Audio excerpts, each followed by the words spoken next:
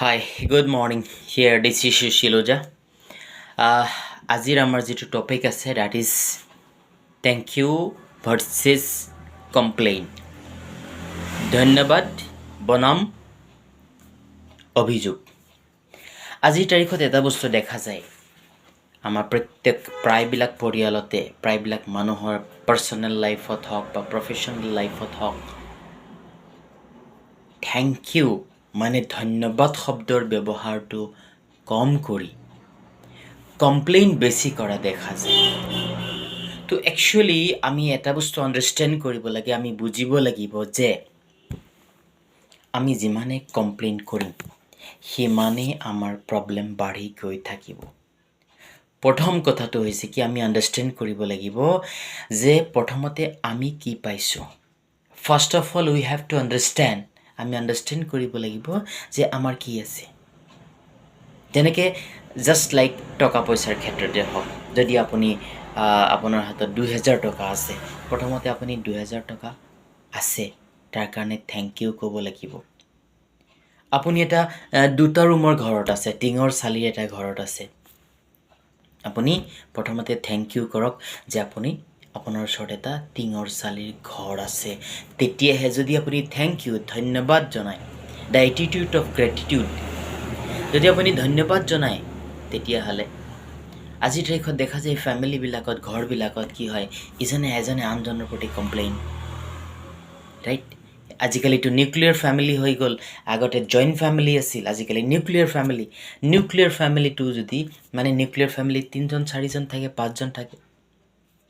আগতে খুৰা জেঠা পেহা এই চব মিলি এটা ফেমিলিত 25-30জন মানুহ থাকে, কিন্তু আজিকালি খুব বেছি 5জন 6জন মানুহ থাকে।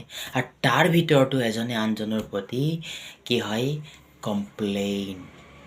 তো যিমানে কমপ্লেইন বেছি কৰিব সিমানে প্ৰব্লেম বাঢ়ি গৈ থাকিব।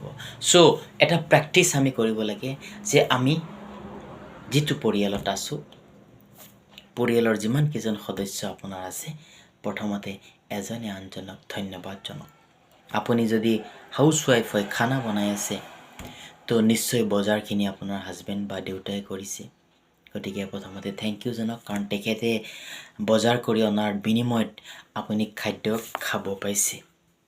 আৰু হাজবেণ্ডজনেও বা দেউতাকেও কি কৰিব লাগে যে ধন্যবাদ জনাব লাগে যে ৱাইফে বা তেওঁৰ মাদাৰে খানা বনাই দিয়াৰ কাৰণে খাবলৈ পাইছে, ৰাইট? চ' এই যিটো ধন্যবাদ থেংক ইউ, ইয়াক আমি যিমান পাৰে বেছি, এইটো নহয় কি থেংক ইউ শব্দটো ইউজ কৰি থেংক ইউ ক'ব লাগিব, ক'ব পাৰিলে বেটাৰ হয়, কিন্তু মনি মন सोच में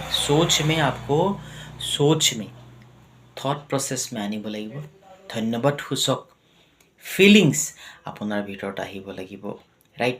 আৰু আপোনাৰ যি আছে, প্ৰথমতে যি আছে, যেনেধৰণৰ ড্ৰেছ আছে, যেনেধৰণৰ ঘৰত আছে, আপুনি যেনেকুৱা আৰ্থিক স্থিতি হয়, প্ৰথমতে যি পাইছে তাক ধন্যবাদ জনাওক। তো ই ৰিজাল্ট কি হ'ব? What will be the result হ'ব কি আপুনি অনাগত সময়ত বৰ্তমান যিমান আছে, যি পাইছে, যাক পাইছে, তাতকৈ আৰু বেছি বেটাৰ আপোনাৰ লাইফত আহিব।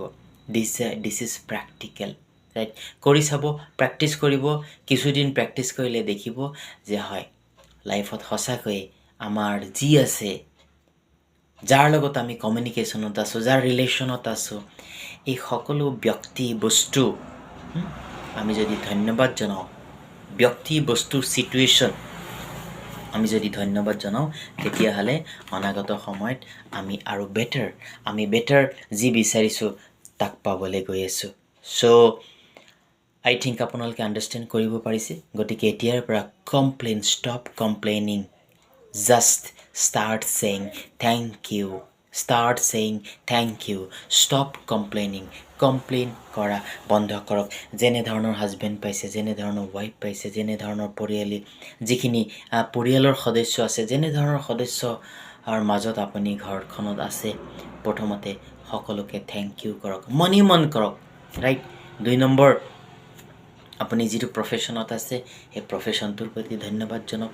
আপোনাৰ হাতত যি টকা পইচা আছে প্ৰথমতে তাক ধন্যবাদ জনাওক। আপোনাৰ ওচৰত যি সা সম্পত্তি আছে প্ৰথমতে তাক ধন্যবাদ জনাওক। ৰাইট? তো লাহে লাহে দেখিব যে এই ধন্যবাদে আপোনাক লৈ গৈছে আৰু বেটাৰ গেইনিঙৰ ফালে। Right? So' I hope this video' will help you a better life style. Right? So' thank you very much and God bless U.